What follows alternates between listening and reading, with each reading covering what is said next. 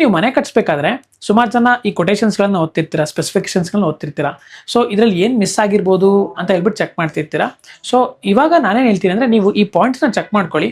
So ಈ ಪಾಯಿಂಟ್ಸ್ಗಳೇ ಸಹಜವಾಗಿ missing points ಇರುತ್ತೆ. ಫಸ್ಟ್ ಬಂದ್ಬಿಟ್ಟು ನಿಮ್ಮದು ಎಕ್ಸ್ಕವೇಷನ್ ಡೆಪ್ತ್ ಎಷ್ಟಿದೆ ಅಂತ, 5 ಫೀಟ್ ಇದೆನೋ 6 ಫೀಟ್ ಇದೆನೋ ಚೆಕ್ ಮಾಡ್ಕೊಳ್ಳಿ. Usually 6 feet is the norm, but check ಮಾಡ್ಕೊಳ್ಳಿ.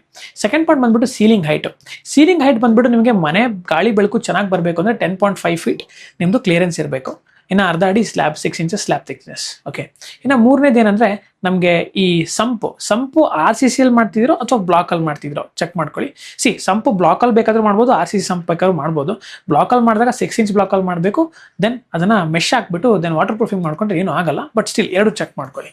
ಸೊ ಅದು ಬಿಟ್ಟರೆ ನಿಮಗೆ ಈ ಪ್ರಾವಿಷನ್ಸು, AC ಪ್ರಾವಿಷನ್ಸ್ ಎಷ್ಟು ಪಾಯಿಂಟ್ ಇದೆ, CCTV ಪ್ರಾವಿಷನ್ಸ್ ಎಷ್ಟು ಪಾಯಿಂಟ್ ಇದೆ, ಎಲೆಕ್ಟ್ರಿಕಲ್ ಪ್ರಾವಿಷನ್ಸ್ ಯಾವ ರೀತಿ ಕೊಟ್ಟಿದ್ದಾರೆ, other provisions such as rain water harvesting ಇದನ್ನೇ ಇಲ್ವೋ, ಕಾಂಪೌಂಡ್ ವಾಲ್ ಇದನ್ನೇ ಇಲ್ವೋ, ಪ್ಯಾರಾಪೈಟ್ ವಾಲ್ ಇದನ್ನೇ ಇಲ್ವೋ.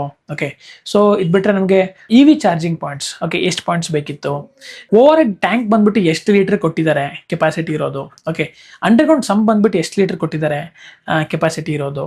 ಸೊ ಅದು ಬಿಟ್ಟರೆ ನಿಮಗೆ ಸ್ಕ್ರೀಡ್ ಕಾಂಕ್ರೀಟಿಂಗ್ ಅಂತ ಮಾಡಬೇಕು. ಯೂಶಲಿ ಏನಂದರೆ ಲಾಸ್ಟ್ ಫ್ಲೋರ್ ಸ್ಲ್ಯಾಬ್ ಹಾಕಿದಾಗ ನಾವು ಆ ಸ್ಲ್ಯಾಬ್ ಮೇಲ್ಗಡೆಗೆ ಒಂದು 4 to 5 ಇಂಚ್ ಥಿಕ್ನೆಸ್ ಇರೋಂಥ ಸ್ಕ್ರೀಡ್ ಕಾಂಕ್ರೀಟಿಂಗ್ ವಾಟರ್ ಪ್ರೂಫಿಂಗ್ ಮಾಡ್ಕೊತಾರೆ ಮಿಕ್ಸ್ಚರ್, ಅದು ಇನ್ಕ್ಲೂಡ್ ಮಾಡಿದಾರೆಲ್ಲ ಚೆಕ್ ಮಾಡ್ಕೊಳ್ಳಿ. ಓಕೆ, ಅದು ಬಿಟ್ಟರೆ ನಿಮಗೆ ಇನ್ನು ಡೋರ್ಸ್ ಆ್ಯಂಡ್ ವಿಂಡೋಸ್ ಇಂದು ನಿಮಗೆ ಎಷ್ಟು ಬಜೆಟ್ ಇಟ್ಟಿದ್ದಾರೆ ವೆರಿ ಕ್ಲಿಯರಾಗಿ ನೋಡ್ಕೊಳ್ಳಿ.